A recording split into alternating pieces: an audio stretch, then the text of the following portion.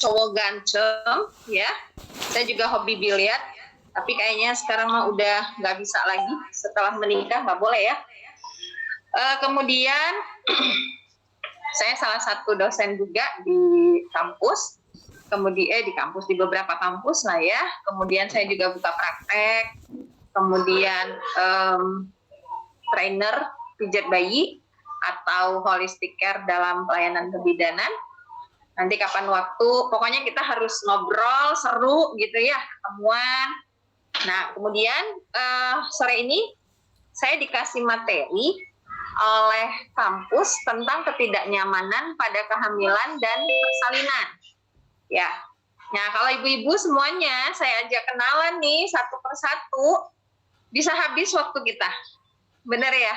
Jadi ini sambil jalan ya, kita sambil kenalan gitu ya.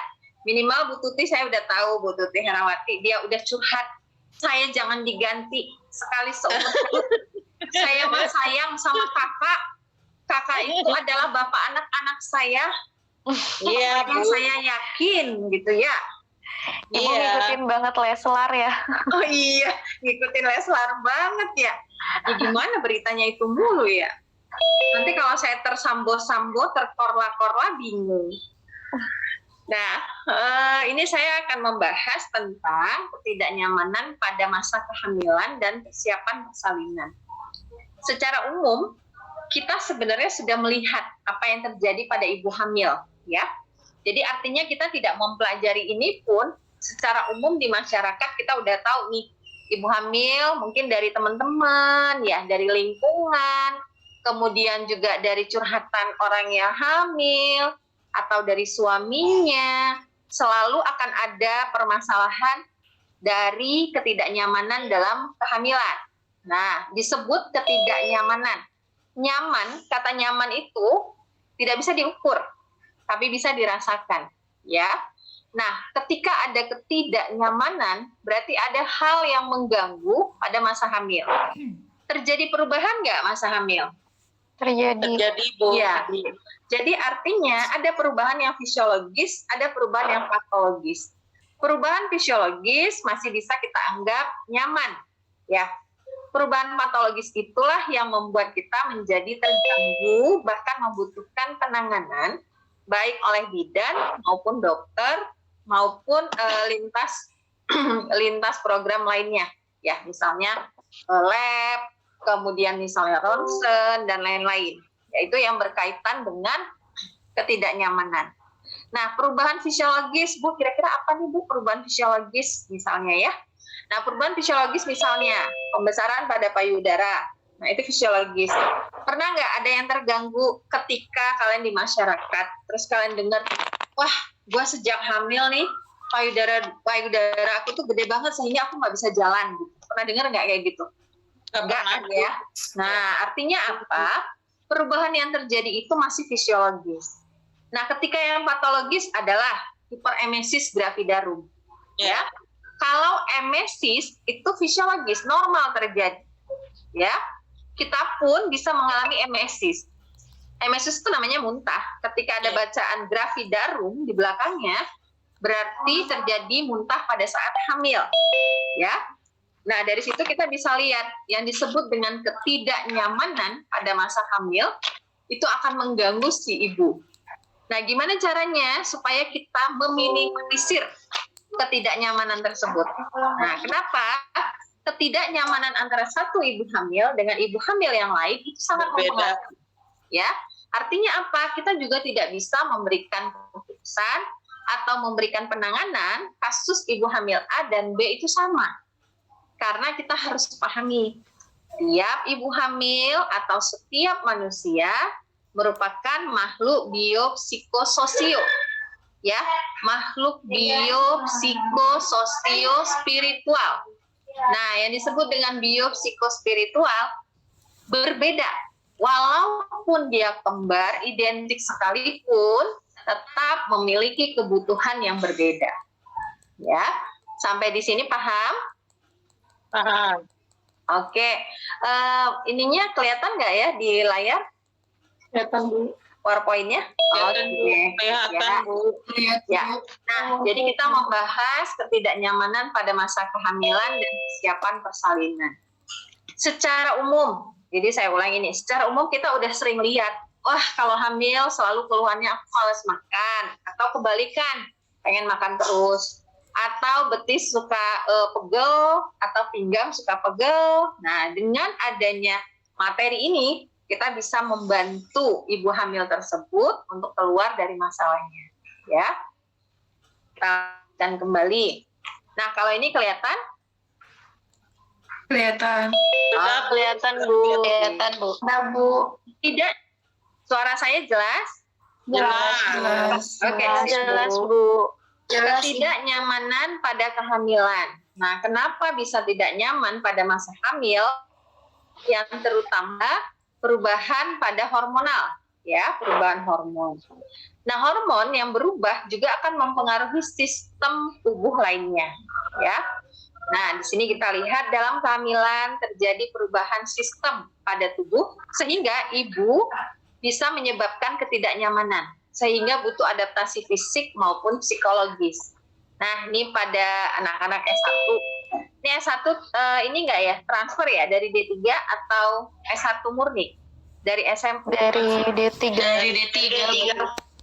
Oke, dari D3 berarti sudah tahu secara umum. Nah, kita membahas nih karena semua sudah dari D3 ke S1 sudah tahu. Lihat nih, kepercayaan masyarakat kepada bidan sekarang sudah mulai menurun. Benar nggak? Betul. Ya. Kenapa itu terjadi?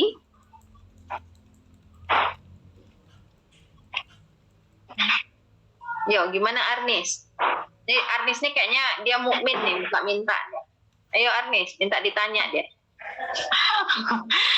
Karena mungkin banyak kayak seperti dokter atau apa yang lebih kepercayaannya lebih dia percayai itu mungkin dari bidan. Oke, berarti artinya masyarakat lebih percaya tenaga kesehatan yang lain ya daripada kita. Atau kalau nggak juga dari paraji, mungkin dukun juga. Dukun lebih berperan. Oke. Kalau menurut Bu Dede, Mama Dede minta pencerahan. Mama Dede, saya teh bermasalah sama suami saya, Mama Dede. Ibu Dede. Ya, silakan.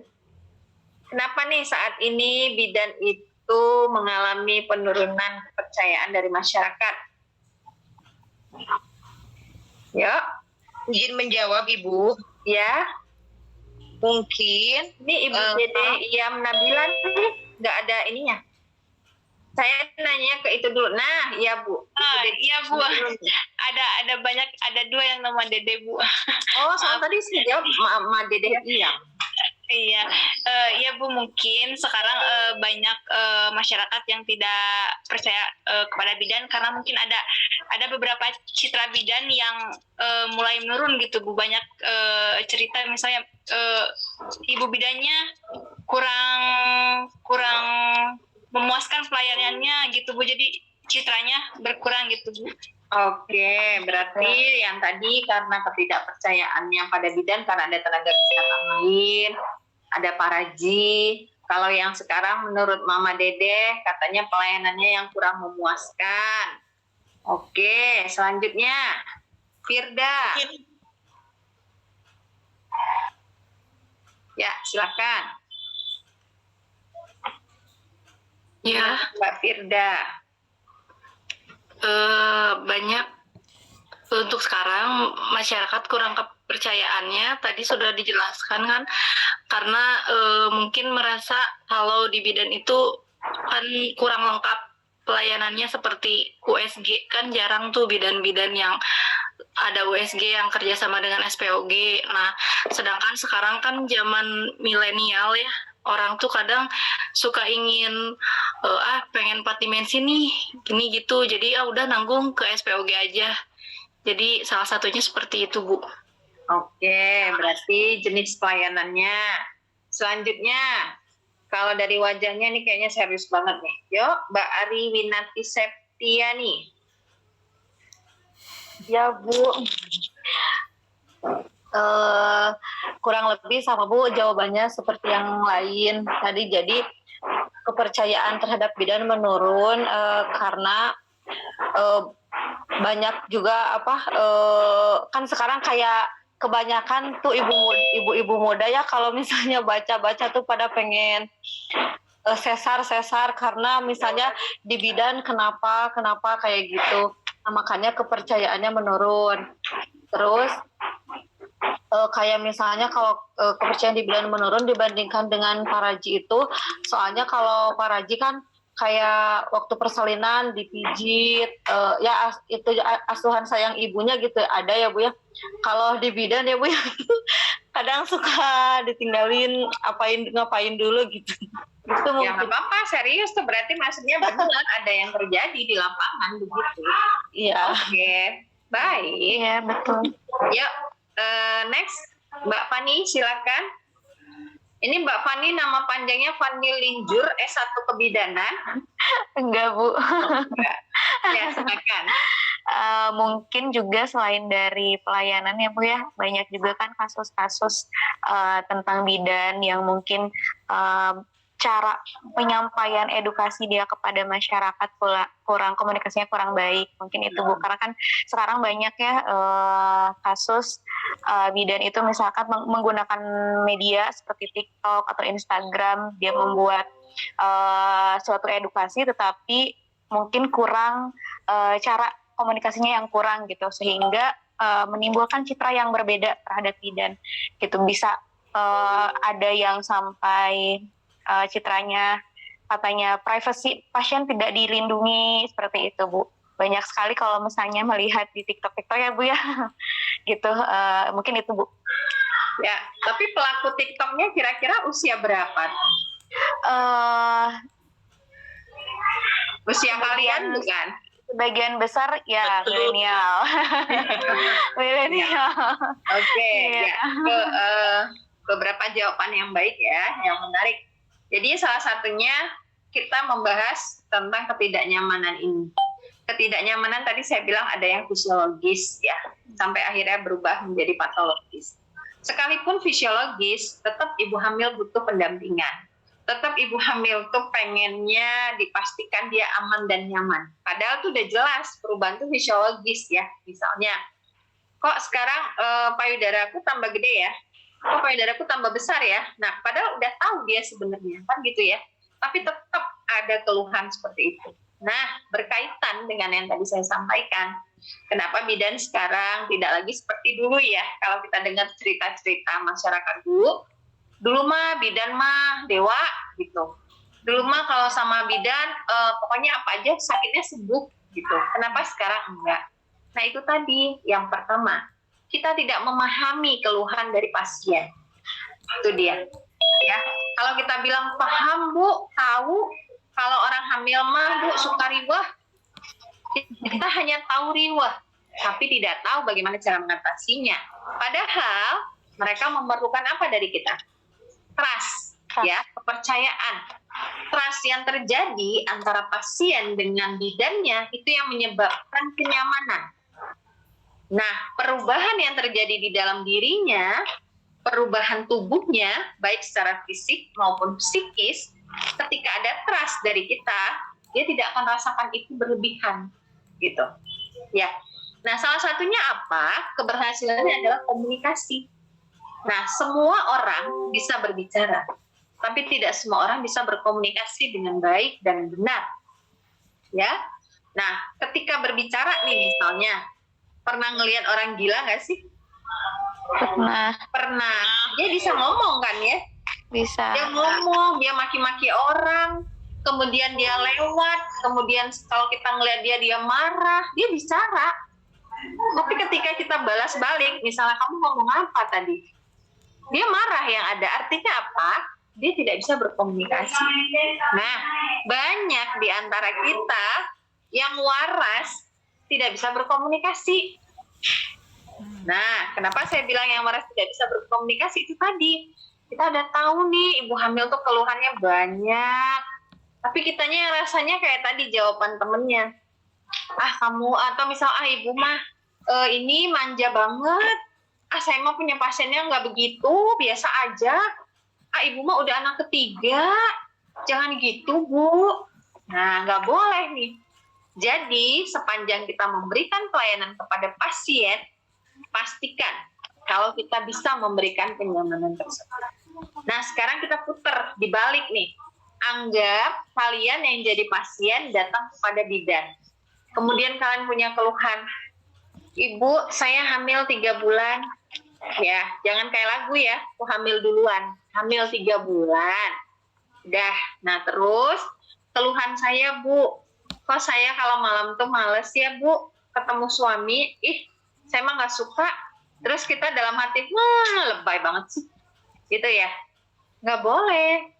Nah, terus kita bilang, Bu, itu nggak pernah ada loh, Bu, di buku. Kalau misalnya nggak suka sama suami, itu nggak ada, Bu. Itu mah Ibu berlebihan. Nggak boleh juga. Kenapa? Pasien itu butuh didengarkan. Kita kan ada konseling, ya. Maka komunikasi dan konseling itu selalu bersatu. Nggak pernah kepisah. Bagaimana cara kita bisa berkomunikasi dan kita menjadi seorang konselor? Kenapa? Ketika kita berkomunikasi akan ada proses konseling. Nah, konseling itulah yang akan membantu ibu hamil untuk lepas atau keluar dari ketidaknyamanan pada masa kehamilan. Nah, seperti itulah kira-kira. Ya. Oke, by the way ini udah di-record belum ya? Nanti buat laporannya. Yang record siapa? Komting atau siapa? Atau ketua kelas, ketua tingkat? Nggak tahu. Ada? Belum di-record ya? Belum kayaknya, nggak tahu Bu. Siapa yang ngirim linknya? Atau saya dirubah jadi host biar saya record? Mangga atuh Bu, sok silakan. Nggak tahu. Halo, Mbak? Nggak. Halo Bu, sebentar untuk host-nya Bu, sebentar. Ya, kalau nggak di-record. Karena nanti takutnya kita perlu kan? Ini recordnya kemana? Kok nggak disimpan?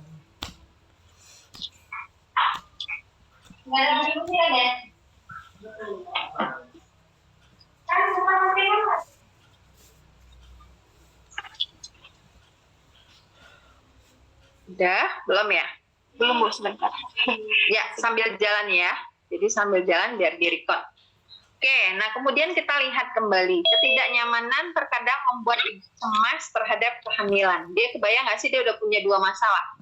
Dia nggak nyaman. Dah, karena ketidaknyamanan tadi, akhirnya dia cemas. 2. Ini solusinya apa nih?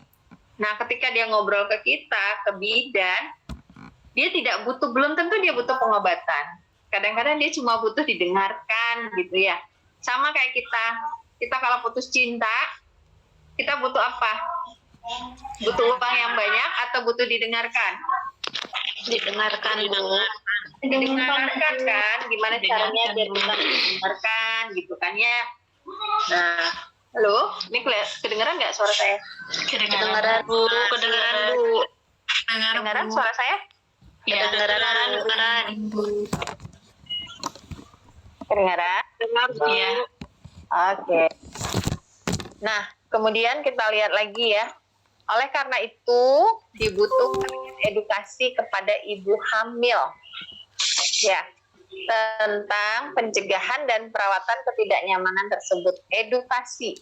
Artinya, kita ajari ibu hamil tersebut, kita didik dia, berikan pendidikan kesehatan. Nah, kalau kita tipe yang misalnya gini, Bu, saya kalau bisa pasiennya jangan datang bolak-balik deh, Bu. Pusing, saya mah kalau datang bolak-balik, keluhannya itu terus.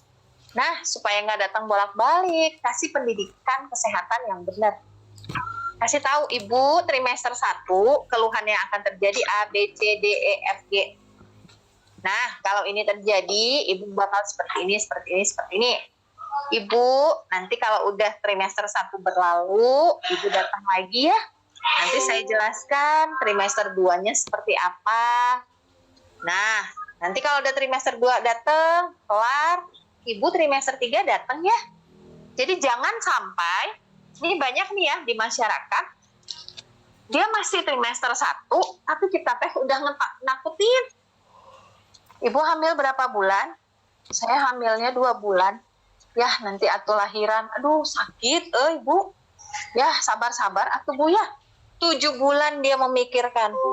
Ya Allah, bagaimana nasibku 7 bulan ke depan? Recording in progress. Ya makin gak nyaman gitu loh. Nah, jadi berilah penjelasan sesuai dengan usia kehamilannya. Nah, ibu hamil berapa bulan? Hamil 2 bulan. Nanti bu kalau makin tua kehamilannya teh itu teteknya hitam. Kemudian selangkangan teh hitam, apalagi anak pertama. Dia dapet cowok ganteng pula. Kemudian dia wajahnya biasa-biasa. Dia dapat suaminya subhanallah, suaminya dapat dia masya Allah, astagfirullahaladzim, kan gitu. Jadi ketika kalian jelaskan nanti akan hitam, akan ini, dia mah stres kembali. Ya atuh kumaha ya ini kehamilan saya ya, cemas lagi, ya kan? Jadi mengganggu. Nah, jadi artinya apa? Kalian harus jelaskan sesuai dengan usia kehamilan, ya. Oke, nah berikutnya. Mana nih? Saya banyak bolak-balik tamu. Ting ting, ting ting. Udah berapa lama kita mulai masih ada yang baru masuk. Ting ting katanya. Oke. Mohon izin sambil periksa pasien, Bu. Waduh.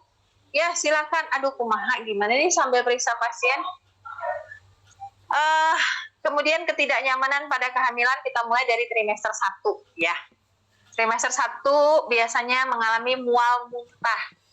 Penyebabnya karena meningkatnya hormon HCG. Ya, HCG itu apa?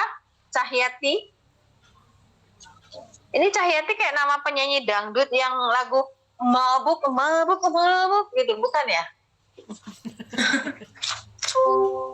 Hormon HCG, Ibu. Petipera Ibu itu. Oh, petipera. Baiklah, Bu. Saya salah lagi, ya Allah. Udah nggak apa-apa, Bu. Nanti saya di jalur Pantura. Tenang aja, Bu. Ya, gimana Mbak Cahyati? HCG singkatan dari... Apa ya? Hormon. Waduh, searching dia. Ting, ting, ting. Mbak Google-nya lama banget lagi. Mbak Google-nya lagi ke Alfamart, Mbak.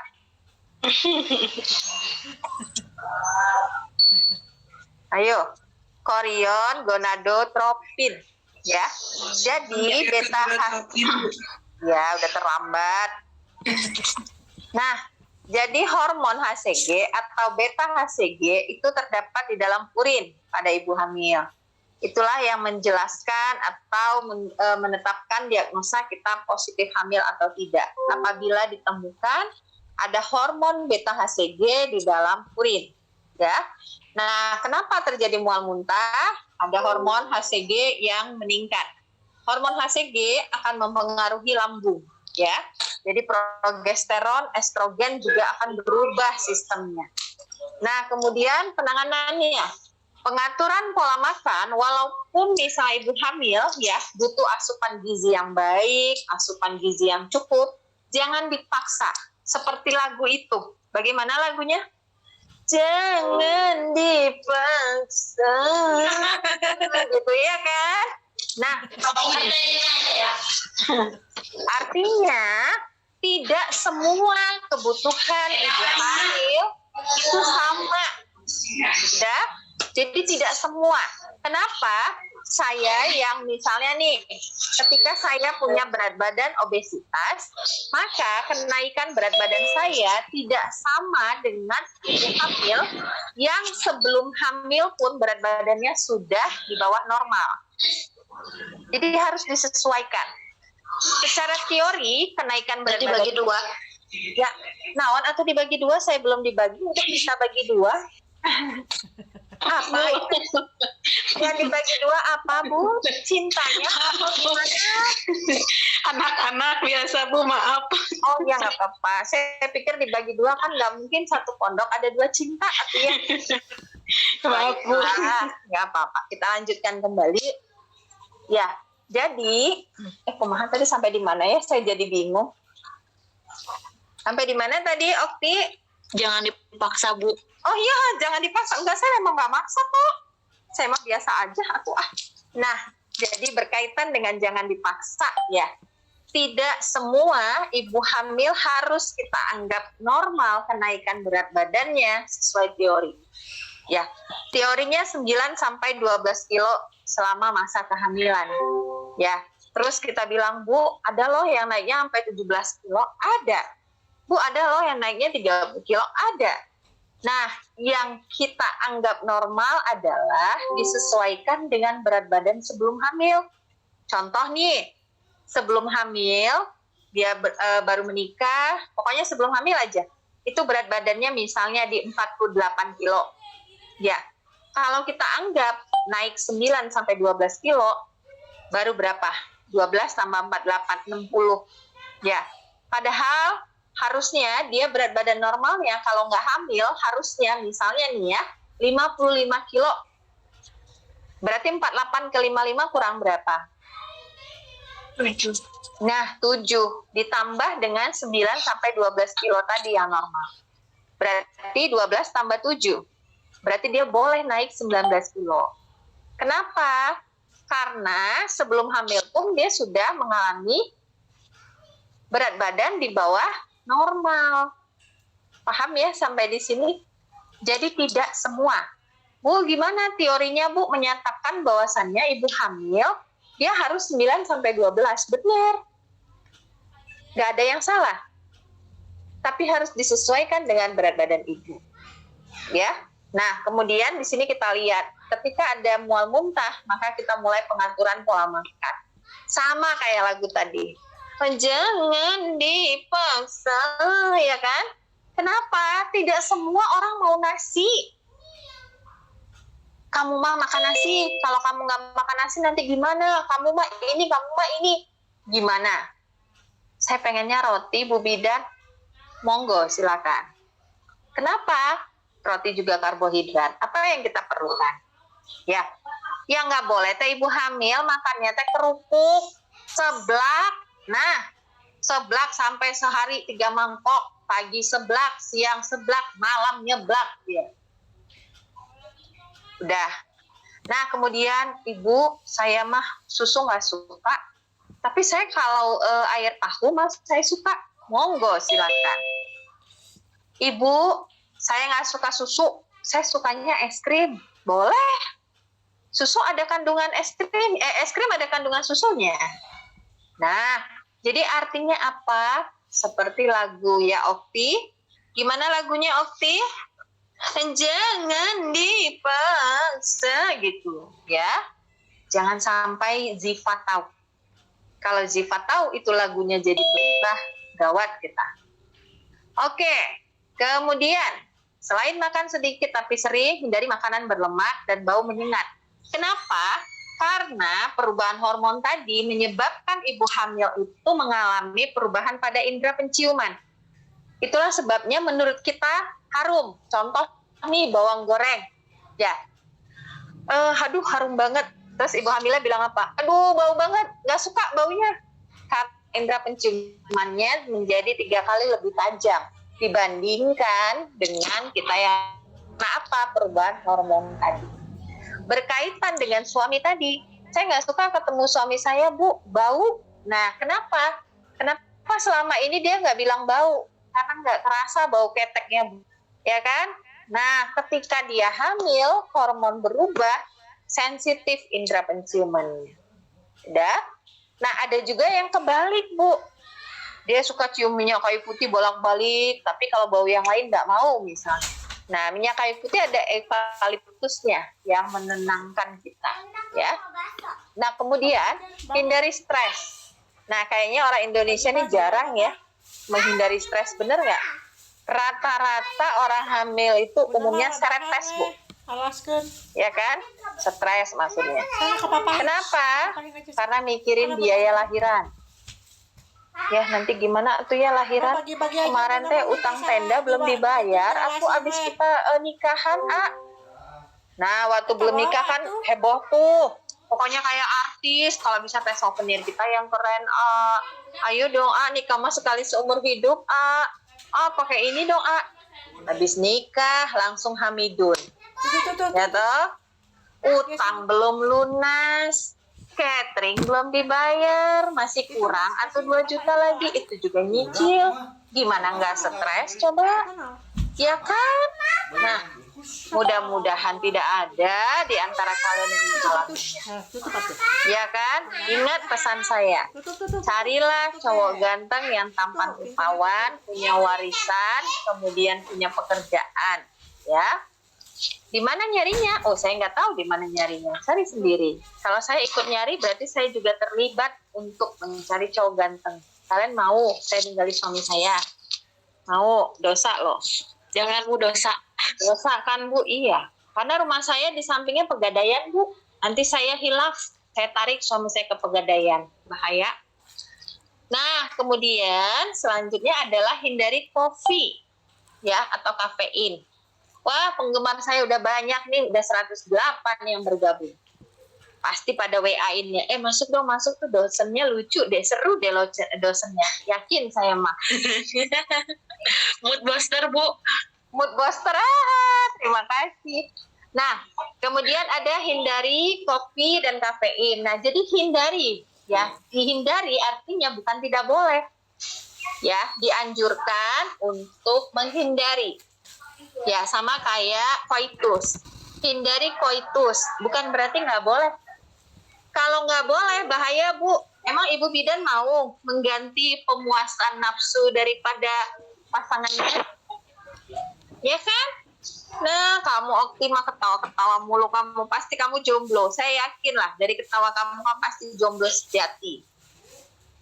Jadi, kalau ada ibu hamil, Bu Bidan pun saya pengen kopi, boleh kasih.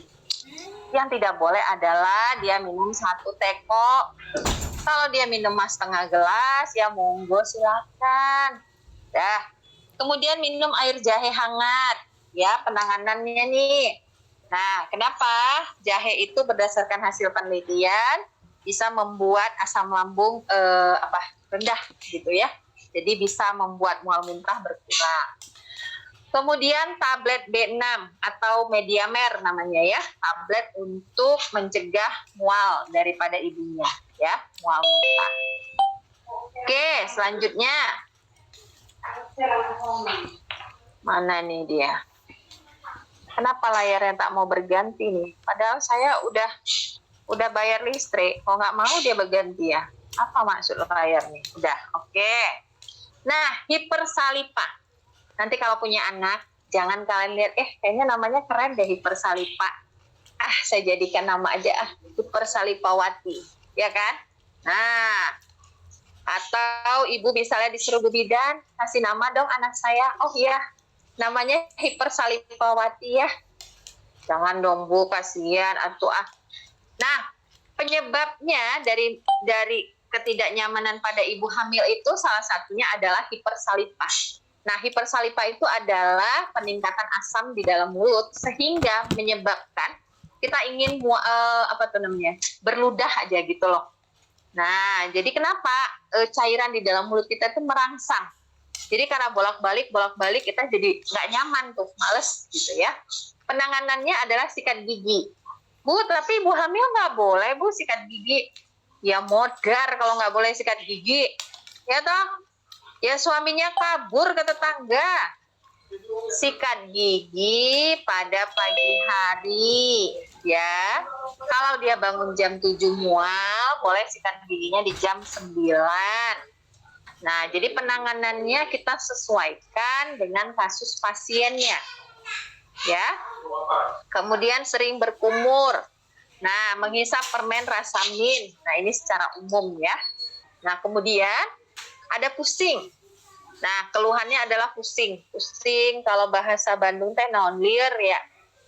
Nah, tapi kalau ngelihat Bu pusing, lihat suami, pusing nggak mau diganggu males Terus suami datang bawa amplop, bawa duit segepok-gepok. Tiba-tiba si istri yang bilang, walaupun hamil, pusing, masih bisa ditahan nggak apa-apa amplopnya mana Nah, tuh. Ingat, Mbak Reta, jangan dipaksa, ya. Aduh, baiklah. Penyebabnya ada beberapa penyebab ya. Perlu dilakukan pemeriksaan tanda vital atau HB. Kenapa? Karena diduga mungkin terjadi anemia. Nah, anemia dalam kehamilan itu biasa terjadi, ya. Kenapa? Karena ada hemodilusi namanya, ya. Darah encer, darah kental. Jadi pada trimester pertama dia mengental, trimester ketiga justru encer. Maka di trimester ketiga itulah yang bisa menyebabkan perdarahan. Ya, nah jadi diharapkan ibu hamil tidak mengalami anemia. Nah, penanganannya apa? Istirahat yang cukup. Ini kalau Nia Ramadhani atau Nia Ardi Bakri, istirahat cukup, betul nggak? Lah kalau kayak kita, Bu Murti, kita disuruh istirahat yang cukup, waduh, gimana atuh? Nggak makan, ya kan? Nah, jadi kalau ada pasien, nah ini kan komunikasi, Bu. Saya teh kerjaannya pembantu rumah tangga. Kalau saya disuruh istirahat bagaimana, Bu? Jadi kita kasih tahu, Ibu silakan bekerja. Misalnya nih sampai jam berapa biasanya? Jam 3. Oke, Ibu bekerja seperti biasa. Asupan makanannya yang ditambah. Setelah itu pada saat jam pulang, Ibu istirahat. Nah, istirahatnya apa? Nonton TV setengah jam. Tonton yang lucu-lucu. Kenapa akan meningkatkan hormon? Menstabilkan hormon. Akhirnya bisa mengurangi ketidaknyamanan. Ya, jangan kita istirahat pakai HP. Yang ditonton adalah Recording stopped. suster ngesot. Udah. Gimana mau istirahat? Coba sambil pegang HP, nonton. Oh, kata Bu Bidan teh harus istirahat. Aduh, ya Allah. Nah, gimana coba, Bu? Bayinya di dalam, kalau bisa dia keluar, dia mau bilang apa tahu, Bu? Mak, lu nggak ada kerjaan ya, Mak? Udah? Nah, jelaskan. Yang dimaksud dengan istirahat yang cukup adalah benar ibunya menikmati rileks. Jadi nggak harus tidur. Istirahat yang cukup tuh ya cukup misalnya dia melakukan aktivitas apapun. Dia nonton misalnya, atau dia nyanyi silakan. Yang penting dia.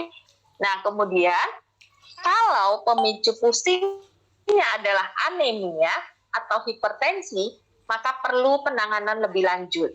Jadi kita perlu kolaborasi dengan petugas kesehatan yang lain, termasuk dokter, termasuk petugas kesehatan yang lain seperti pegawai lab. Kemudian juga anjurkan ibu untuk datang ke puskesmas, melakukan pemeriksaan kesehatan secara rutin menggunakan buku KIA. Ibunya untuk membaca buku KIA. Ya, karena banyak pasien buku KIA dari diantar, dari datang sampai 5 tahun. Buku KIA itu sampai 5 tahun loh. Itu licin selicin-licinnya. Kenapa? Gak pernah dibuka. Buka buku nggak pernah, ya kan? Jadi kita kasih tahu, Ibu, jangan cuma kasih bukunya doang. Bu, ini bukunya enggak. Komunikasi balik lagi. Ibu, ini halaman ini, Bu, atau dilipat nih, Bu. Nanti nyampe di rumah, Ibu baca ini aja. Kenapa masyarakat malas baca buku? Bener ya? Kalian aja paling malas baca buku, kecuali ujian. Ujian buat contekan, ya kan? Kalau buat ngapal, jangan arep, wes lah. Modar pasti. Nah, kemudian berikutnya, di trimester 1, 2, maupun 3, ini keluhannya sama. Kelelahan, ya. Nah, kelelahan atau mudah lelah. Penyebabnya adalah menurunnya laju metabolisme pada awal kehamilan, sehingga terjadi peningkatan volume sel darah. Tidak diimbangi kadar HB yang baik, sehingga terjadi anemia.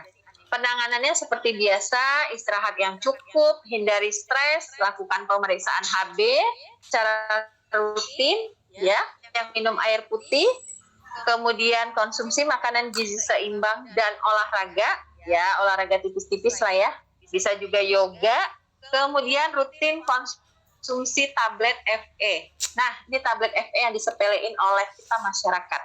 Padahal angka kematian ibu sampai hari ini masih banyak disebabkan karena anemia. Udah? Jadi kasih tahu ibunya, kalau dia tidak mau 30 tablet yang dari puskesmas ya atau dari rumah sakit, kasih ibunya yang lain. Karena kadang-kadang beda ya, beda rasa dan lain-lain. kasih Ibu, ini ada juga jenis tablet FE yang lain, Ibu bisa beli sendiri supaya Ibu mungkin merasa merasa lebih enak. Dan sampaikan kalau obat yang kandungannya zat besi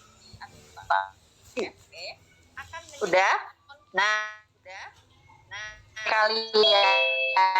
kalian tuh kalau ada zat besi, nggak usah zat besi tetangga tuh kalian makan, gimana kalian BAB-nya, bisa nggak agarnya tetangga tuh dimakan sepotong 2 potong, kan nggak bisa ya. Nah, jadi jelaskan supaya apa, ketika dia mengkonsumsi tablet FE terjadi perubahan pada fesesnya atau BAB, dia bisa ingat, oh ini kata bidannya memang berubah. Jadi dia tidak merasa ketakutan sendiri. Kenapa? Rata-rata pasien seperti itu. Nggak mau, Bu, minum obat ini. Kenapa? Soalnya Bu, kalau saya minum obat ini, saya BAB-nya susah. Maka dianjurkanlah meminum Neurobion atau Sangobion, atau yang ada kandungan zat besi, minum air putih yang banyak. Supaya apa? Supaya dia bisa mengurangi konstipasi. Oke, kemudian selanjutnya ada heartburn. Saya sudah mencoba belajar bahasa Inggris dengan baik dan benar, tapi tetap nggak pandai ngomong. Heartburn, udah paling benar tuh. Ya udah, nggak usah diulangi Reta, saya tahu. Udah saya coba baca heartburn. Saya udah sering pesan burger, saya udah sering pesan sosis, apalagi tuh biar bisa bahasa Inggris. Bilang burger saya bisa. Google. Heartburn, udah Reta, jangan diulangi. Nah, kemudian penyebab dari heartburn adalah kadar hormon dalam kehamilan. Penanganannya hindari makan tengah malam. Ini biasa ibu hamil. Pengen nasi goreng, ya kan? Untung dia nggak bilang pengen bakpao. Bahaya kan kalau pengen bakpao? Ketemu Mbak Suzana nanti Bu Murti kan? Nah, kemudian ya, jadi biasanya kita suka makan nasi goreng tengah malam. Gimana Mbak Kokom? Ini Mbak Kokom tuh yang kelihatan cuma judatin, gitu loh, baru kelihatan.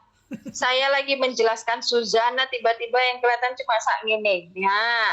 Ya ketakutan lah saya ini. Dah ini ketawanya jangan terlalu kenceng, udah mau maghrib. Nah, kita lihat ya. Lagi nulis Bu, maaf. Lagi nulis Ya Bu ini. Saya maafkan setelah Lebaran, boleh ya. Oke. By the way, yang kalian tulis jangan yang aneh-aneh ya. Nanti kalian nulis di buku. Kata Bu Widi, makan burger.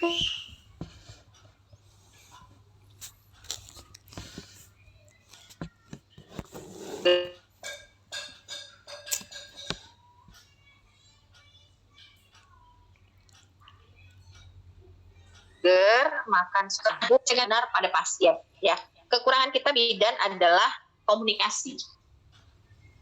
Itulah salah satu sebabnya kenapa saya ngambil komunikasi kesehatan. Dan saya satu-satunya di Indonesia bidan yang di jurusan komunikasi kesehatan. Kalau dokter sudah ada, Dokter Lula Kamal. Kalau bidan belum. Jadi saya kulitin semua ini komunikasi bidan, ya kan? Nah, periksalah kepala lebih tinggi saat terlentang. Jangan cuma ngomong, Bu, nanti kepalanya Bu posisikan begini. Nah, jadi nggak cuma pakai simbol, nih misalnya tidak cuma pakai gerakan, tapi diperagakan. Nah, jadi misalnya ibunya tidur atau bidannya suruh orang tidur, kemudian diposisikan supaya dilihat oleh ibu pasiennya. Ibu nanti nyampe di rumah, posisikan kepala lebih tinggi pada saat terlentang. Seperti ini ya, Bu. Kenapa? Visual itu jauh lebih baik ya daripada audio ya, mendengar. Artinya apa? Dia sambil melihat. Nah, kemudian mengunyah permen karet. Nah, ini penanganan kenapa mengunyah permen karet secara umum. Ini hanya pengalihan. Paham ya? Jadi dengan dia mengunyah permen karet diharapkan sugesti. Sugesti ke dalam diri. Kemudian hindari alkohol dan rokok. Nah, sering BAK. Ini keluhan paling umum juga ya, sering BAK, kemudian kenapa sering BAK? Karena mulai terjadi peningkatan berat badan pada janin, kemudian perubahan pada berat badan, sehingga akan menekan kandung kemih.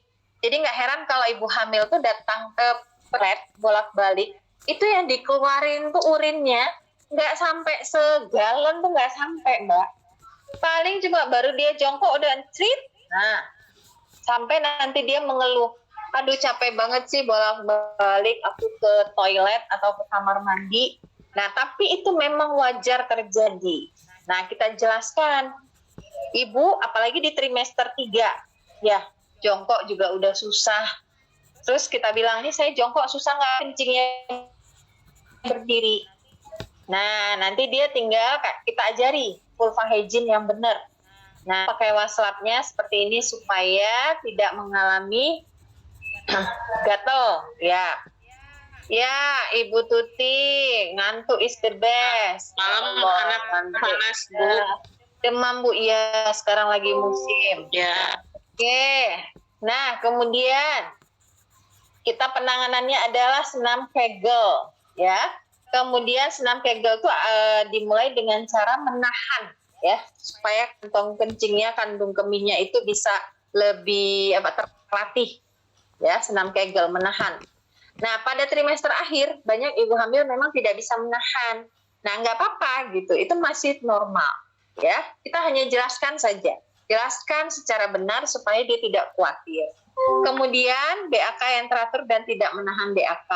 Hindari pakaian ketat untuk mencegah infeksi saluran kemih. Nah ini biasanya ya, ibu hamil Indonesia tuh suka hemat. Udah mau lahiran nggak apa-apa lah pakai celana dalam tuh cuma nutupin bulu-bulunya tipis-tipis ngono toh. Ya kan Mbak Cahyati? Harusnya ibu hamil tuh kan dia pakai celana dalam tuh sampai pudel. Ya. Tapi karena dia merasa udahlah udah 7 bulan, 2 bulan lagi lahiran nggak apa-apa lah. Jadi dia pakai yang penting nutup aja. Nah mengganggu juga. Dia juga bisa tidak nyaman sendiri gitu ya Mbak Alni. Sehat Mbak Alni? Alhamdulillah sehat Ibu. Ya baiklah. Soalnya serius banget, saya takut dia kayak Enggak Bu, Ali lagi baca materi dari ibunya. Oh iya baiklah. Nah kemudian jangan dipaksa ya Mbak Alni ya. Jangan dipaksa. Udah lah Mbak Krisna, kalau mau ketawa-ketawa aja, saya udah tahu Mbak mau ketawa. Jangan dipaksa. Oke, berikutnya konstipasi, ya BAB. Jangankan ibu hamil, kita juga suka konstipasi nggak? BAB yang normal tuh sekali sehari loh, sekali 2 kali sehari. Kenyataannya kita juga bisa mengalami berapa kali? 2 hari sekali, 3 hari sekali, ya toh? Padahal kita nggak hamil, apalagi orang hamil, gitu. Kerja ususnya lebih lambat daripada kita yang tidak. Konstipasi ini jangan dijadikan ketidaknyamanan permanen. Awas itu anak-anak obat sirup. Kita ketemu pasien yang mengalami konstipasi, ingat kita anjurkan apa? Konsumsi makanan tinggi serat. Cara ngajarinnya Cetirizin, Ambroxol, tinggi serat ya Bu. Cetirizin, Ambroxol, Kenapa? Terus gimana dong Bu? paracetamol. Komunikasi. Iya. Ibu supaya ibu tidak mengalami konstipasi yang berat. Ya. Ibu Gimana ini di bawah di atas? Nah dikasih contoh langsung. Kuliah. Udah. Nanti kalau di warung lihat ya udah ada bayam merah atau ada sayur atau tukang buah lewat. Beli semangka ya Bu, beli pepaya ya Bu. Nah, jadi dia ngerti. Kalau kita bilang makanan tinggi serat, yang kita temui belum tentu orang yang sekolah. Ya. Minum lebih banyak air putih, terapi obat berdasarkan resep dokter kalau konstipasi itu sudah dianggap sangat bermasalah. Ya, contoh, ibu hamil tuh ada yang dia mau BAB aja sampai hampir terjadi gempa bumi gitu loh. Pegang bak kiri kanan, gitu loh. Udah, nggak usah diliatin layar bolak-balik. Oleh senang banget kalau ngelihat saya agak-agak terganggu ya. Udah Mbak Ramadhani, ya agak ditutup bibirnya mingkem ya. Nah, jadi kenapa kita harus resepkan obat ya, diresep oleh dokter supaya konstipasi tidak berlarut-larut ya, akan menimbulkan masalah baru dalam ketidaknyamanannya. Bagaimana dengan nyeri perut bagian bawah? Nah, ini juga bagian ketidaknyamanan ya. Biasa suka ibu hamil tuh gini, aduh kok sakit ya? Nah, aduh dekat simpisi saya sakit banget. Atau kadang-kadang dia merasa seperti mau lahiran, ya. Jadi seperti mau lahiran tuh dia menganggap kayaknya saya udah mau lahiran deh. Soalnya kok kayaknya sakit banget. Padahal masih trimester 2 atau misalnya dia baru trimester 3 tapi baru 8 bulan. Nah, kemudian setelah itu kita bisa lihat kembali ya. Apa yang bisa kita lakukan? Hindari posisi berdiri tiba-tiba dari posisi jongkok. Nah, jadi kalau dia misalnya jongkok, yang dilakukan ngapain? Nah, nanti kalau kita tatap muka nih baru bisa saya praktekin. Jadi kalau jongkok itu dia nggak boleh langsung berdiri lurus.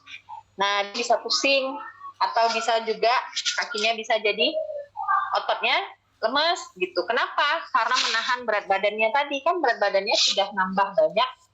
Dianjurkan ketika dia posisi jongkok, kalau nggak ada orang yang nolongin, pelan-pelan gitu loh. Jadi nggak langsung berdiri. Tertatih-tatih. Kayak orang gimana? Tertatih-tatih. Tertatih-tatih, emangnya kamu lagi ngejar cinta tertatih-tatih? Mosok tertatih-tatih, maksudnya ini ya, kalau ada meja dia megang meja pelan-pelan gitu ya. Kalau ada kursi, jadi dia tidak serta-merta gitu.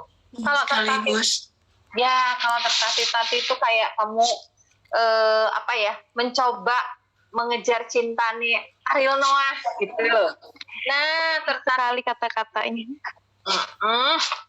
Wes lah, nanti tak buat lah di Instagram. Aku tertatih-tatih ngejar cintamu. Kemudian kompres hangat pada bagian perut yang sakit, ya. Nah, apabila dia merasa terganggu, ya. Nah, kemudian nyeri punggung. Nah, ini nyeri punggung. Tahu ya punggung, Alni? Ya, tahu ya. Karena saya lihat dari wajah kamu, kayaknya kamu nyeri hati, enggak ya? Nyeri punggung ya. Oke. Ibu. Ya, soalnya saya tahu nih wajah para jomblo-jomblo, saya tahu. Iya Bu, Ali jomblo. Saya udah tahu ya, Juaria ya. Oke, Juaria, kamu berani-beranian jenderal di belakang kamu.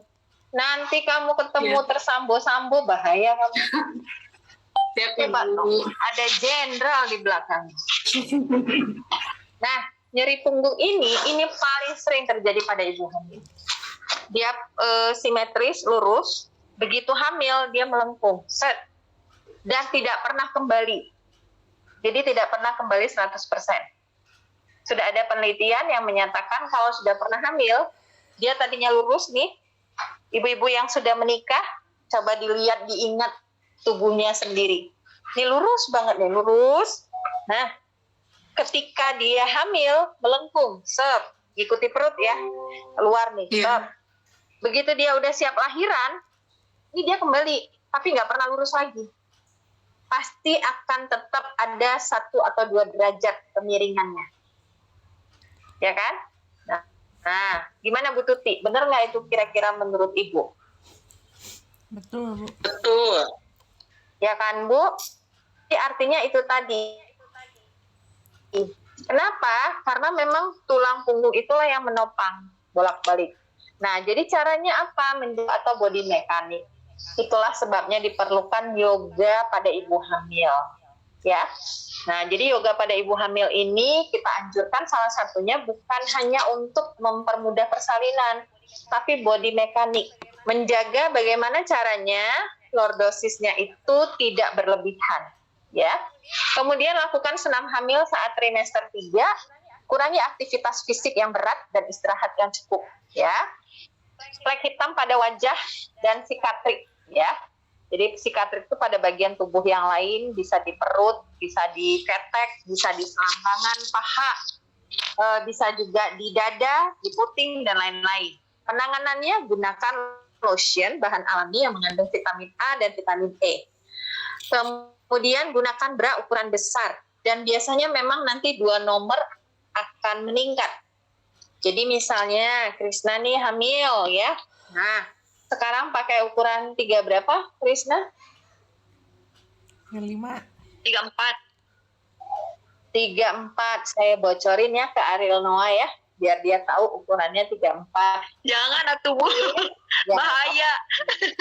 dia sukanya yang 36 kok, kamu nggak usah takut. Nah, jadi gunakan bra ukuran besar tuh kalau kita misalnya ukuran 34, ya kita pakai 36. 36 pakai 38. Artinya apa? Jangan ketat. Kalau ketat juga akan menyebabkan dia tidak nyaman, susah nafas, jadi masalah barunya timbul. Jadi kalau dia bilang, kok saya sakitnya pakai bra ini, nggak apa-apa tuh, agak lebar aja, ya agak gede. Kemudian diet seimbang.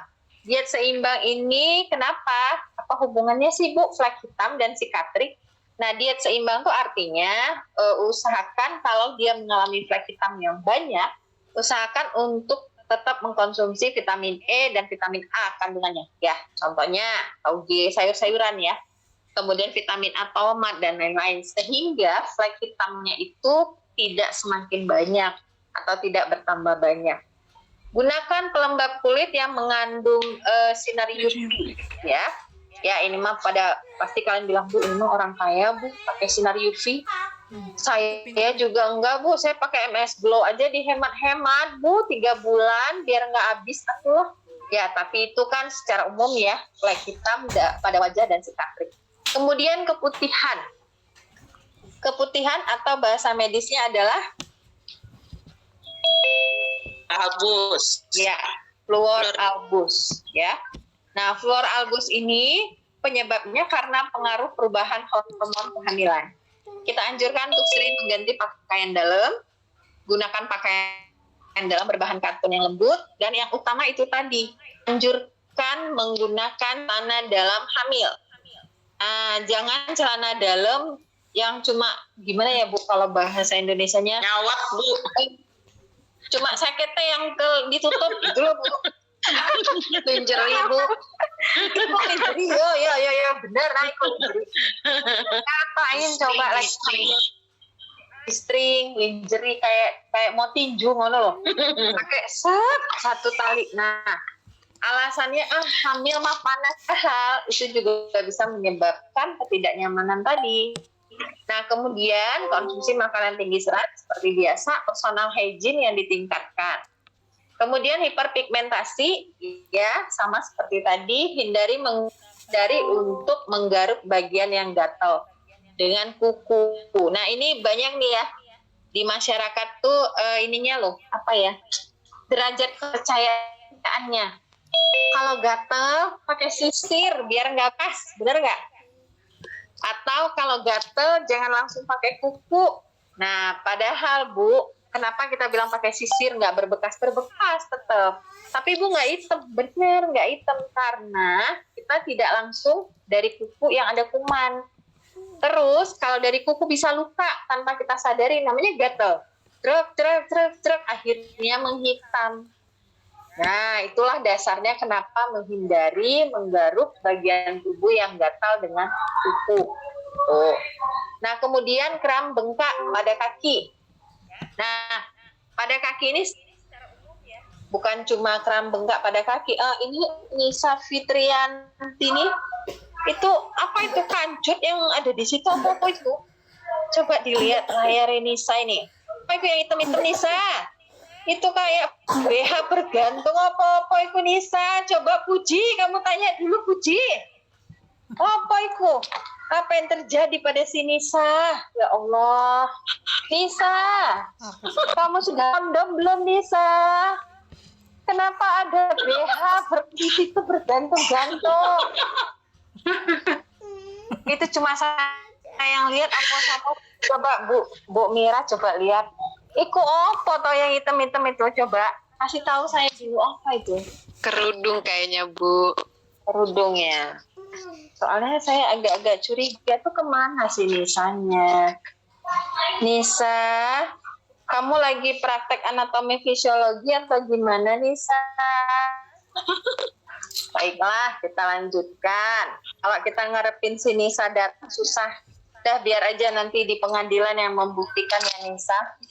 Apakah itu kerudung atau yang lain.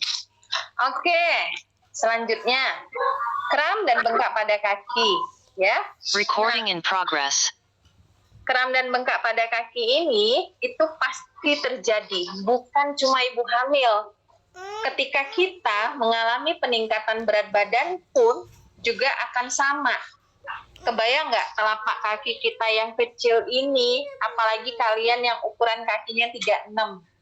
36 dengan berat badan yang overweight, dia harus menahan. Nah, jadi kalian itu harus sering-sering bawa kakinya pedicure ya. Sering-sering kakinya direfleksi, Rida. Jangan cuma nongkrong di kafe aja kamu, Rida. Udah. Kenapa? Karena itu menahan berat badan kita. Bayang nggak nyampai lagi kaki yang 36 tadi saya bilang. 36, beratnya juga overweight. Nah, kenapa kita perlu refleksi nih? Direlaksasikan kakinya. Supaya apa? Peredaran darah di kaki menjadi lebih baik, kram dan bengkak pada kaki berkurang. Penyebab kaki bengkak yang pertama adalah berat badan yang overweight. Yang kedua, dislokasi posisi. Kadang-kadang kita tuh suka berdiri dengan satu kaki tumpuan, satunya lagi agak digini-giniin gitu loh. Nah, atau posisinya misalnya duduk tapi ditekan. Nah, jadi terjadi penyumbatan peredaran darah tidak lancar ya sampai ke kaki. Nah, jadi hindari posisi kaki menggantung. Jadi sebaiknya kaki menggantung tuh kalau kita duduk lipat gitu loh. Satu kakinya kan dia menggantung, satunya enggak. Kalau dua-dua kakinya menggantung, disebut apa? Ayo, Rida.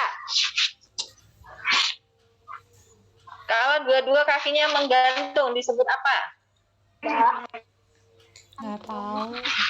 Disebut apa? Melayang. Melayang, hantu. Ini Bu Dela ini keren banget, Bu, Ibu headsetnya. Aku ingin begitu. Ibu, saya tuh mau pengen permintaan sesuatu, boleh ya? Soalnya keren nih, lucu, ada kayak Doraemon. Oke, selanjutnya hindari posisi kaki menggantung, hindari pakaian ya. Jadi ketat tuh bukan pas, periksa nggak nyaman tuh. Kita ngerasa, aduh, gerak susah, ya. Kemudian berjalan teratur. Jadi berjalan teratur itu kayak foto model. Enggak Bu, gitu menggoda suami orang namanya. Udah, berjalan teratur itu benar-benar berjalan santai. Yang tapak kaki kita ini benar-benar kita tapkan dua-dua. Ya, secara kedokteran olahraga, saya pernah ikut pelatihan tentang anatomi fisiologi tubuh Bu, itu di Unpad. Di kedokteran olahraga. Ternyata posisi jalan kita juga mempengaruhi. Kita ini kan telapak kaki seperti ini. Tapi kadang-kadang tanpa kita sadari itu kita suka napakkan itu nggak rata, Bu. Kalau nggak kaki depannya, di bagian jari depan yang kita tekan, atau belakang yang lebih kita tekan. Jadi harus, nah itu yang disebut dengan berjalan teratur. Ya. Pengen tahu ya kayak gimana ya? Jangan, saya pelatihan aja mahal. Mohon maaf ya. Berjalan teratur sudah, kompres es pada daerah yang bengkak nanti. Kalau kita ketemu tatap muka saya kasih tahu. Nah, kemudian kompres es pada daerah yang bengkak. Penanganan pada kaki kram, ya, posisikan kaki lebih tinggi saat di tempat tidur, konsumsi vitamin B, C, D, dan kalsium, ya. Kemudian lakukan senam hamil atau yoga. Di sini ada yang udah yoga belum? Yoga ibu hamil? Belum. Belum ada ya? Belum, Bu. Wah, nanti ikut bareng saya tuh. Saya trainer yoga ibu hamil. Jadi nanti kita di Januari ada tuh yoga di Bali. Siapa yang mau ikut boleh. Ada pelatihan yoga pada ibu hamil. Nah, kemudian ada gangguan tidur ya. Nah, gangguan tidur tuh biasanya ya, selain ibu hamil juga secara umum kita juga, apalagi ibu hamil. Nah, kalau ibu hamil, kenapa gangguan tidur? Posisinya serba salah. Mau miring, terganggu. Mau miring kanan, susah. telentang, sakit, itu yang menyebabkan dia gangguan tidur. Ketidaknyamanan dia tadi, ya. Penyebabnya uterus membesar, tidur kurang nyaman. Oke, bentar ya. Penanganannya mandi air hangat, ya. Kemudian sebentar. Saya mah kalau udah sore gini banyak penggemar, maklum ya. Padahal saya bukan ini loh, saya nggak pakai apa nih namanya, nggak pakai member. Tapi banyak banget tuh yang nelponin. Kayaknya minta cicilan panci deh. Nah, kemudian kita lihat tadi ya, penanganannya mandi air hangat, udah Bu Sri Wulandari kayaknya dia tahu. Wah, sama nih cicilan panci ya Bu Sri ya. Udah, jangan kenceng-kenceng Bu. Emang emok, Bu. Oh iya. Nah, perbanyak minum air hangat, lakukan aktivitas yang tidak menimbulkan stimulus sebelum tidur. Artinya, ya, aktivitas yang tidak menimbulkan stimulus sebelum tidur itu artinya, ya. Apa tuh artinya? Lakukan aktivitas yang tidak menimbulkan stimulus, tidak menimbulkan rangsangan sebelum tidur. Contoh, kita bergerak-gerak nih mau tidur, akhirnya nggak bisa tidur, gitu loh. Atau misalnya, oh tadi kata bidannya posisi bayi saya mah terganggu, misalnya bokong ada di bawah, kepala di atas, terus dia kayang-kayang sendiri, atau posisi sujud sendiri, padahal udah mau tidur. Akhirnya terjadi gangguan tidur, gitu, ya. Kemudian sesak napas. Nah, sesak napas ini saya suka gitu tuh kalau lihat cowok ganteng tuh sesak loh. Tiba-tiba saya pengen oksigen loh, bener deh Bu Siva. Saya pengen oksigen, gitu. Nah, kalau sesak nafas yang di sini adalah ketidaknyamanan karena ukuran rahim yang membesar. Penanganannya, kurangi aktivitas seperti biasa, latihan nafas dengan sedang hamil, makan tidak terlalu banyak, konsultasi dengan dokter kalau ada riwayat asma bronkitis, ya. Nah, hemoroid ini adalah efek dari konstipasi tadi. Banyak ibu hamil yang tidak mengalami hemoroid, tapi ketika hamil dia mengalami hemoroid. Kenapa? Karena toilet trainingnya tadi, ya, konstipasi tadi tidak berhasil. Jadi misalnya gini, dia pengen BAB tapi nggak bisa. Akhirnya dia paksain terus, Akhirnya vena yang ada di anus tadi menjadi bengkak, ya kan? Hamil pertama mungkin nggak apa-apa. Hamil kedua sudah mulai, hamil ketiga mulai ada ambeien, ya kan? Itu banyak keluhan pasien seperti itu. Nah, jadi kita ajari toilet trainingnya, artinya ibu pagi misalnya mau BAB nggak BAB silakan duduk nongkrong misalnya di toilet di WC gitu ya. Nah, misalnya kira-kira 10 menit. Nah, jangan ditekan juga, ya kita jongkok aja misalnya. Kalau nanti kan dia secara umum Bu, secara fisika ya, berat itu dia akan turun ke bawah. Nah, artinya apa? Feses tadi dari usus, kalau dia ada, dia akan turun. Karena kita kan jongkok nih. Nah, atau WC duduk misalnya. Nah, lebih enak sih kalau orang hamil WC duduk ya. Ya lebih aman nih buat duduk. Nah, 10 menit nggak ada, udah gitu. Kadang kita gini, aduh saya mau udah 3 hari nggak BAB, terus kita yang sendiri, gitu nggak usah. Seperti lagu tadi, bagaimana Bu Irma? Jangan dipaksa. Udah Intan, kamu mah ketawanya kenceng banget.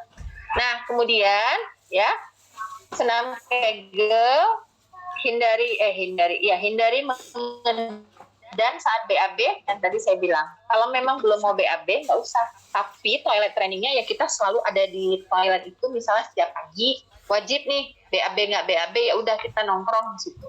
Tapi kalau misalnya udah 10 menit nggak ada apa-apa, udah baru keluar. Nanti lama-lama akan terbiasa. Usahakan BAB secara teratur. Ketidaknyamanan ya, yang terjadi harus segera ke dokter. Yang pertama ini muntah hebat, ya artinya apa? Lebih dari 4 kali sehari, ya. Kemudian nyeri kepala yang hebat, yang kita takutkan adalah preeklamsi. Kemudian sesak napas berat. Kemudian adanya perdarahan selama masa kehamilan. Kemudian nyeri perut yang hebat, juga yang akan kita takutkan adalah perdarahan, ya. Oke, ini untuk persiapan persalinan, ya. Nah, persiapan persalinan, karena tadi ketidaknyamanan sudah kita bahas, ada yang mau ditanyakan? Silakan. Apa tuh? Yuk, monggo. Izin bertanya Ibu, Ya, silakan. yang tadi yang di pembahasan awal mengenai konsumsi jahe ya Bu untuk terapi mual muntah. Nah kalau pernah saya lihat dengar dari Ibu Debbie namanya pakar naturopati malah menyarankan malah nggak terlalu pro gitu Bu dengan penggunaan jahe ini dikarenakan karena jahe ini bisa jadi malah teratogenik ke ibu atau ke bayinya itu menurut Ibu Debbie yang dari segi naturopatinya. Nah kira-kira kalau memang boleh dianjurkan, apa ada dosisnya supaya tidak mengefek ke hal-hal yang tidak diinginkan begitu Bu? Ya, Terima kasih Bu. ya sama-sama Ibu. Jadi sebenarnya kalau jahe itu ya Bu, dia itu kalau tidak dikonsumsi berlebihan tuh nggak ada masalah. Nah, tapi mungkin konsumsi berlebihan itu yang bermasalah, yang bisa berefek pada kehamilannya. Nah, contohnya apa? Meningkatkan risiko cacat lahir ya, yang tadi Ibu bilang teratogenik. Kemudian juga bisa menyebabkan keguguran ya. Kemudian juga bisa menyebabkan BBLR gitu. Nah, kenapa itu terjadi keguguran dan BBLR ya? Karena jahe itu ada kandungan yang membuat reaksi spontan atau yang bisa merangsang rahim untuk dia bisa mengeluarkan janin gitu loh. Tapi kalau tidak dikonsumsi berlebihan itu tidak ada masalah gitu. Kenapa? Karena biasanya kalau jahe itu direkomendasikan kalau kita batuk misalnya ya. Dan sebaiknya memang jahe itu tidak kita kan suka kadang-kadang tuh di apa ya? Hamil tuh kalau pengobatan umum tuh suka habis dikupas terus kita isep-isep gitu loh. Ya, biasanya untuk radang tenggorokan dan lain-lain. Nah, kalau pada ibu hamil sebaiknya itu tidak atau dilakukan. permen jahe juga boleh ya? Ya kan permen jahe nggak ada masalah Bu, karena dia kandungan jahenya sedikit, itu gulanya yang banyak. Gula. Tuh. Yang banyak ya? Ya gulanya yang banyak, cuman dia aroma rasanya jahe. Jadi yang bahaya itu adalah ketika konsumsi jahe itu Bu yang dikupas tuh biasa di kampung atau apa ya namanya masih tradisional kita. Kadang di kota pun kalau kita masih menganut paham tradisional itu, ibu kita tuh suka kupas jahe, habis itu kita disuruh isep-isep. Nah, kadang kita kepedesan, digigit-gigit. Nah, itu yang berbahaya pada ibu hamil. Itu benar. Nah, jadi artinya Bu, seperti lagu kebangsaan kita Bu. Gimana lagu kebangsaan kita Ramadhani? Jangan dipaksa. Nah, artinya apa? Kalau konsumsinya tidak berlebihan, tidak ada masalah. Berarti misalnya Bu, kalau memang ibunya ini dalam kondisi emesis gravidarum, setiap hari 1 cangkir kira-kira cukup atau tidak juga Bu? Atau misalnya 2 hari sekali atau 3 hari sekali? Atau gimana Bu? Kalau emesis gravidarum kan dia Bu, emesis tapi normal ya. Nah, jadi kalau dia pakai air jahe, berarti kan kandungan airnya yang lebih banyak daripada jahenya. Ya, nah itu nggak ada masalah. Karena memang jahe itu Bu, dia mengandung 14 senyawa dari antioksidan yang unik gitu. Artinya antioksidan yang unik itu dia bisa mempertajam fungsi dari kognitif tersebut, kognitif bayi, tapi juga bisa menyebabkan fetal distress. Jadi nggak apa-apa. Gitu. Sepanjang itu benar-benar tidak asli jahe. Contoh gini Bu ya, jahe itu Bu misalnya setengah kilo dia masak, dah dengan air 2 cangkir direbus Bu ya. Setelah itu jahe yang setengah kilo dengan air 2 cangkir akhirnya dijadikan setengah gelas. Paham nggak Bu? Ya. Nah, berarti kan jauh lebih banyak kandungannya lebih. Ya. Jadi lebih pekat. Ya, jadi kalau misalnya justru airnya 12, jahenya 1 misalnya, itu nggak apa-apa gitu. Makanya kalau wedang jahe itu Bu, wedang jahe, air jahe. Oke. Ada lagi yang lain? Baik Ibu, terima kasih. Sama-sama. Yang lain? Saya Bu, Silakan Ibu Erna. ini Bu pada kasus yang PEB, Ya, preeklamsi berat. ya pada pemeriksaan awal, Oke. tensinya memang 140 per 50. Kemudian di protein urin positif 1 ya. Kemudian si pasiennya diberikan terapi Dopamed, sudah diberikan terapi Dopamed sehari 3 kali 250 mg. Seminggu kemudian check up ya Bu ya. Tapi tensinya itu mengalami penurunan 100 per 80. Tapi pada pemeriksaan lab kedua protein urinnya positif 2 Bu. Kalau itu bagaimana Bu untuk diagnosanya? Itu apakah Dopamednya masih dilanjut atau tidak Bu? Nah sekarang gini Bu, apakah ada kewenangan kita untuk Dopamed? Enggak Bu, nggak ada Bu. Konsul ke dokter. Gitu ya kan? Karena Dopamed itu tidak sebenarnya bukan tidak dianjurkan. Kalau pada ibu hamil itu boleh diberikan di bawah apa namanya, di bawah pengawasan dokter gitu. Nah jadi kalau pertanyaannya dilanjutkan atau tidak, nah kita tergantung kasusnya. Kenapa penurunan tekanan darah tadi kan jadi turun ya tekanan darahnya kan Bu? Ya yang tadi Ibu bilang kan jadi turun ya tekanan darahnya ya, atau jadi naik tadi ya? Turun. Tekanan darahnya jadi turun Bu? Iya jadi turun. Padahal kan Dopamed itu untuk hipertensi kan? Ya. Nah, terus ketika kita bilang saya udah kasih Dopamed, harapannya tekanan darahnya turun. Tapi ternyata di berikutnya tekanan darahnya malah tekanan darahnya turun gitu ya. Nah, apa yang harus protein urin naik? Iya, protein urin naik. Kalau preeklamsi Bu, kalau dia sudah ada preeklamsi, tidak ditangani dengan tepat, dia akan tetap proteinnya bisa nanti positif 3 atau 4. Kenapa? Preeklamsi itu Bu, kan yang disebut dengan preeklamsi adalah keracunan kehamilan. Ya kan? Jadi artinya racunnya sudah ada nih di tubuh. Saat ini yang terdeteksi masih 1, positif 1. Nah, tidak ditangani dengan baik, racun tadi akan bertambah, positif 2 gitu. Jadi itu seperti itu dia kalau untuk Dopamed. Jadi tergantung kasusnya Bu. Kalau kita Jadi bilang maksudnya jadi udah dari advis dari dokter SPOG-nya Bu nggak dikasih lagi gitu Dopamednya karena tensinya turun tapi hasil protein urinnya positif 2. iya, karena gini Bu, Dopamed itu bukan untuk preeklamsi. Dopamed itu untuk hipertensi. Ya Bu, jadi harus dipahami. Preeklamsi, ciri-ciri preeklamsi ada 3 kan, trias klasik preeklamsi. Tekanan darah meningkat. Yang kedua apa Bu? Protein urin. Protein urin. Ketiga? Udim. Ya, udem dari kepala yang hebat. Ini 3 Bu, trias klasik penyebab preeklamsi. Ketika diberi Dopamed, yang mau diselesaikan adalah preeklamsinya Bu. Paham ya? Preeklamsi, hipertensinya Bu. Nah, terus Ibu bilang, Bu gimana? Tekanan darahnya turun tapi proteinnya positif. Karena Dopamed itu bukan untuk menangani yang 3.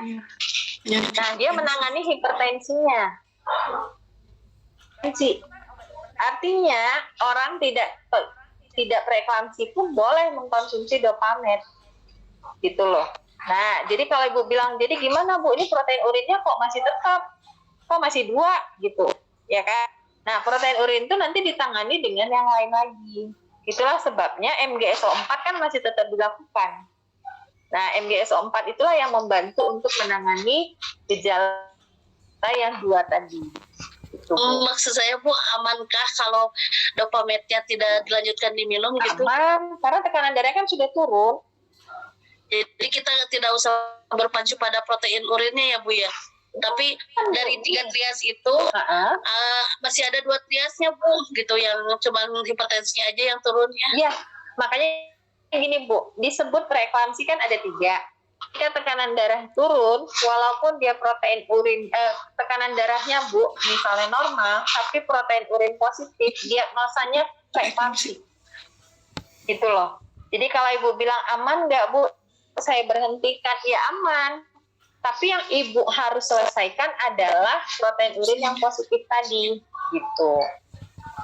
Karena kalau Dopamed itu ya aman karena dia ibunya memang mengkonsumsi itu. Punten Bu, saya banyak bertanya soalnya ini kasus terjadi pada diri saya sendiri, Bu. Terus gimana? Baguslah Ibu bisa berbagi. Terus, Ibu sedang hamil saat ini? Halo, Ibu sedang hamil sekarang? Atau sudah lahiran? Masih gravida 24 minggu, Bu. Oke, Ibu 24 minggu didiagnosis preeklamsi. Terus? Iya, kayak tadi, Bu. Itu kasus saya, Bu. Iya, maksudnya dokternya gimana? Diberhentiin dopamine? Ya, dari dokter SPOG-nya, jadi dopamennya nggak dilanjutin, Bu, karena tensinya turun, tapi hasil protein urinnya positif. Ibu sudah coba periksa ginjal? Belum. Nah, coba Bu. Siapa tahu gitu loh. Periksa ginjal. Karena protein urin itu, Bu, bisa positif itu disebabkan banyak, Bu. Seperti gangguan ginjal atau infeksi saluran kemih. Tapi dari kehamilan sebelumnya saya riwayat PB, Bu. Ya justru itu. Kalau tadi Ibu bilang tekanan darah Ibu bisa turun, Ibu kan PEB gini. Kalau Ibu udah gravida kedua, Ibu mengalami preeklamsi, itu nggak heran. Apa? Karena di pertama Ibu sudah mengalami itu, kan gitu ya. Nah itu kan biasanya ada riwayat preeklamsi itu dia akan menurun. Nah jadi kalau misalnya ditanya, Bu tekanan darah saya bisa turun, tapi kenapa protein urin saya positif? Ya itu ciri-ciri preeklamsi gitu loh. Nah, jadi harus dibedakan hipertensi dalam kehamilan dengan preeklamsi. Kalau hipertensi hanya tekanan darah. Kalau preeklamsi trias-pasif tadi. Dokter dopamen dengan harapan tekanan darah Ibu menurun. Tekanan darah memang menurun, berhasil. Tapi protein urin Ibu kan tidak. Nah, coba diperiksa. Kalau menurut saya, itu memang ciri-ciri preeklamsi, Bu. Tidak akan negatif. Karena Ibu sudah mengalami preeklamsi diagnosanya sekarang gitu. Jadi kalau pertanyaan Ibu, aman nggak Bu? Saya nggak pakai itu, nggak ada masalah. Karena tekanan darah Ibu sudah normal. Tapi Bu, saya proteinnya positif, gimana dong? Ya, karena Ibu mendapatkan diagnosa preeklamsi. Jadi terapi Ibu adalah terapi preeklamsi, gitu loh. Yang hati-hati adalah Ibu sudah punya riwayat preeklamsi berat, ya kan? Nah, umumnya nih pasien kalau sudah di cover dengan baik, itu yang bisa menjadi eklamsi, gitu. Jadi harapannya pasien dengan PEB itu dia benar-benar di cover. Biasanya Ibu pasti dianjurkan datang ke dokter 2 minggu sekali, atau misalnya seminggu sekali, berbeda dengan pasien hamil biasa. Gitu. Kami ISK pun infeksi saluran kencing.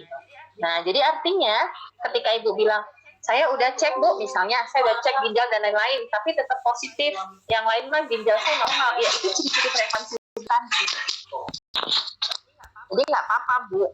Jadi tinggal Ibu aja yang nanti ke dokternya untuk obat yang lain. Jadi protein urin itu tetap karena Ibu didiagnosakan preeklamsi tadi. Anak pertama lahirnya gimana beratnya Bu? Normal. Lahirnya normal Bu, tapi dengan komplikasi karena PEB jadinya itu perdarahan. Oh, bayinya berapa kilo? 2,8 kg. Justru malah selama ANC pas hamil pertama itu tidak ditemukan tanda-tanda PEB Bu. Tekanan darah normal. Jadi pas waktu mau persalinan, tekanan darah langsung 180/110, protein urin positif 3. Berarti Ibu sebenarnya sudah mengalami, tapi Ibu tidak mengetahui gejalanya. Ibu periksa hamil gimana dulunya? Sering tensi ke atau dokter SPOG sering ditensi Bu, malahan seminggu sebelum lahiran itu kan jadi ada his palsu ya, pembukaan masih 1,2, itu seminggu sebelumnya itu 120 Bu, jadi nggak pernah tinggi. Selama ANC juga paling 100 gitu, 190. Pas mau lahiran langsung 180/110. Ya itu tadi ya, sekali lagi mungkin setiap pasien unik ya. Kalau di saya pernah ada pasien saya itu dia juga sama kayak gitu Bu, mau lahiran baru terdeteksi gitu ya. Nah akhirnya saya coba gali pertanyaan atau anamnesa, ternyata dia beberapa kali mengalami nyeri kepala, tapi dia tidak merasa itu gangguan gitu loh. Jadi ketika saya tanya pernah sakit kepala, nggak pernah Bu, semuanya normal. Nah terus akhirnya saya bilang, pernah nggak pulang kerja atau apa ibu tiba-tiba sakit banget terus istirahat? Oh iya pernah. Atau misalnya Bu, ibu tanpa ibu sadari gitu ya, ibu suka tengah malam tuh tidur pun tapi pusing gitu. Karena Bu, preeklamsi itu dia tidak pernah tiba-tiba. Jadi ketika misalnya terjadi pada pasien, itu kan sering Bu ya, karena penyebab kematian salah satunya itu emang preeklamsi. Jadi disebut, kita bilangnya itu adalah killer silent. Nah, pembunuh yang maksudnya dia diam-diam membunuh gitu loh. Karena kan kayak ibu nih sekarang nih memaaf kan kelihatannya segar apa semua gitu. Terus pasien itu suka ngerasa nggak ada apa-apa. Nah padahal namanya racun Bu, ya kan? Di dalam dia tuh berusaha nih bagian mana yang bisa dihancurkan gitu. Nah makanya saran saya kalau ibu pada saat lahiran, udah mau lahiran baru terdeteksi PEB, dari sekarang ibu harus waspada. Jadi jangan sepele gitu. Itu namanya killer silent, pembunuhan diam-diam gitu. Ya justru Bu, karena sering mendapati pasien dengan kasus seperti itu, kebanyakan dengan grafida 24 minggu dan dinyatakan positif 2, rata-rata bayinya dan ibunya meninggal ya Bu ya. Justru saya malah lebih takut. Bu, kalau kita masih takut mati berarti umur kita masih panjang. Coba kita tanya Bu, orang-orang yang dia mau mati emang dia pernah ngomong pengumuman, saya mah hamil udah 24 minggu, kayaknya saya bentar lagi meninggal. Enggak. Selama kita masih bilang saya takut deh mati, nggak mati Bu, percaya deh. Rata-rata orang meninggal tuh udah diam-diam nggak ada kabar meninggal udah. Ibu pasti sehat lah, selamat. Yang penting Bu itu tadi benar-benar kontrol gitu, karena protein urin itu tidak akan hilang gitu loh, karena racunnya itu kan ada di dalam gitu. Jadi coba aja ibu periksa ginjal. Kalau ibu misalnya ginjal ibu bermasalah, berarti proteinnya bisa hilang. Kenapa? Yang diobati ginjalnya atau ISK, atau misalnya mengalami pyelonefritis, ya, gagal ginjal dan lain-lain. Tapi kalau udah periksa lab semua normal, ya berarti hanya karena PE saja. Tapi sebelumnya pernah Bu periksa ginjal karena memang saya sering BAK ya Bu ya, kalau setiap malam itu bisa 6-7 kali Bu setiap jam, kadang setengah jam sekali sebelum hamil ya. Jadi saya ke klinik urologi diperiksa, ternyata didiagnosanya overactive bladder Bu. Nah overactive bladder itu nggak berhubungan sama protein urin Bu. Jadi overactive bladder itu adalah saraf daripada kantong kencing ibu itu sensitif. Jadi dia ada air sedikit langsung merangsang hipotalamus ibu untuk ayo kencing gitu loh. Padahal ketika ibu ke kamar mandi nggak banyak yang ibu keluarin, ya kan Bu? Nah banyak, itu Bu. Iya banyak, itu artinya gini loh Bu. Kita kalau banyak berarti ibu konsumsi airnya juga banyak. Kan gitu. Kita kalau konsumsi airnya banyak ya pasti kita sering buang air kecil. Tapi kalau misal ibu ke kamar mandi cuma istilahnya gini loh, cuma seret dah. Nah, ya kan? Terus cuma sedikit, gampang untuk buang air kecil, overactive tadi, overactive bladder itu karena saraf yang sensitif di sekitar bladder kita.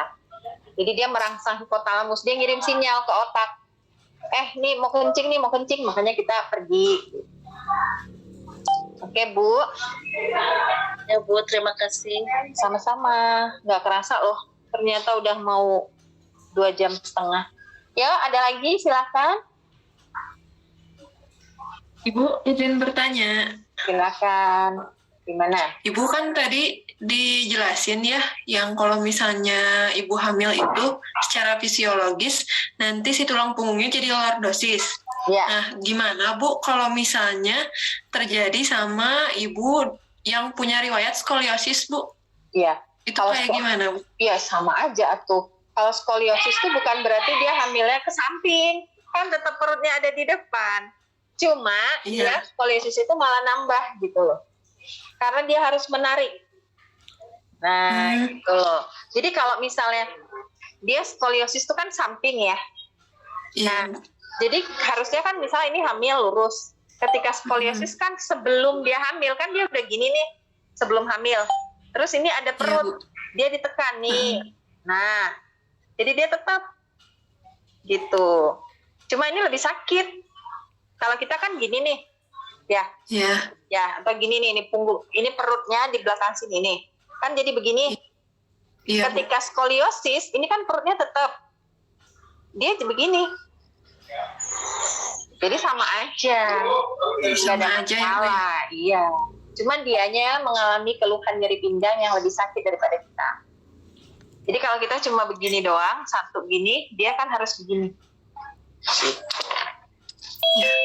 Nggak ada masalah. Ya ampun, Saya Bu. pernah nolong pasien skoliosis normal, bisa kok. Iya. Makasih, Bu. Oke, sama-sama. Yuk, yang lain? Bu, izin tanya, Bu. Ya, Di sini kan ada yang pembahasan mengenai gangguan tidur, penanganannya kan melakukan yang tidak melakukan aktivitas yang stimulus sebelum tidur gitu. Jadi kalau misalnya yang sekarang sering ada tren itu yang misalnya untuk yoga, tapi dia untuk yang yoga untuk sebelum tidur itu apa termasuk nggak, Bu? Yoga sebelum tidur, gerakan yoga itu biasanya tidak berat, gitu. Tapi tenaganya yang berat. Nah, jadi artinya kalau misalnya yang tadi saya maksudkan stimulus itu dia justru gerakannya yang berat, gitu. Nah, jadi nggak ada masalah. Iya. Oke. Ya, makasih, Bu. Sama-sama. Yuk, selanjutnya.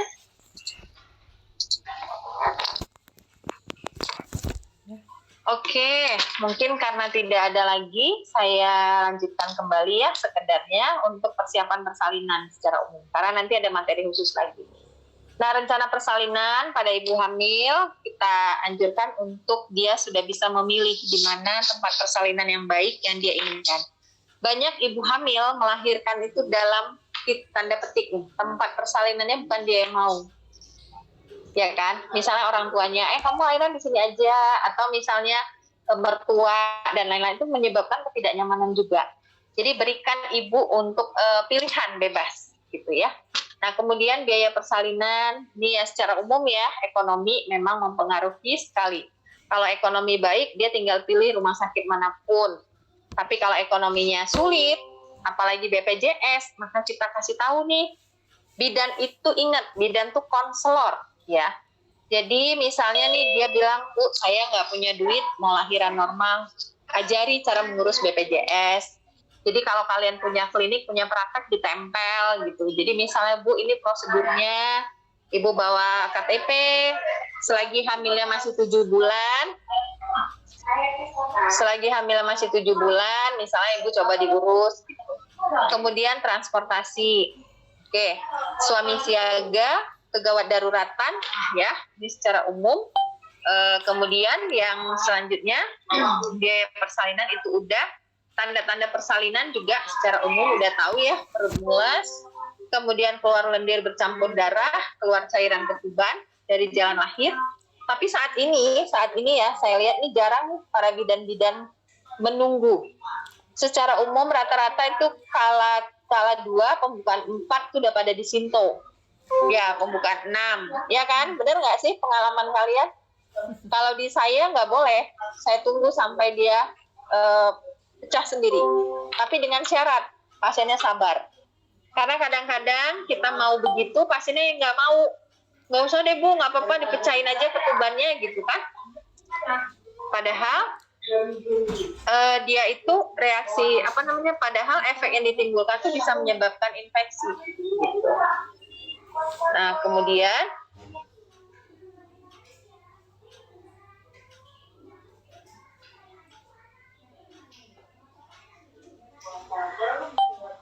oke, sebentar ya. Nah, kemudian setelah itu kita lihat lagi. Nggak mau ya? Oke. Nah, ini beberapa perlengkapan ya yang harus disiapkan secara umum dalam tas. Ini kadang-kadang nih suka nih ya, kita begitu kita tanya pasiennya, Ibu minta popoknya, minta guritanya, aduh belum, masih dijemput suami, atau sebentar ya Bu, setengah jam lagi di perjalanan. Terus kadang-kadang suka gini, nggak tahu kalau bakal lahiran gitu. Nah, ini boleh dikasih tahu di trimester 3. Jadi dikasih tahu ibu, coba disiapin satu tas pelan-pelan, disiapkan ini. Jadi begitu kapan saja tinggal angkut tasnya. Oke, mungkin itu saja untuk pelajaran kita hari ini. Ada yang mau disampaikan? Silakan, masih ada pertanyaan lagi?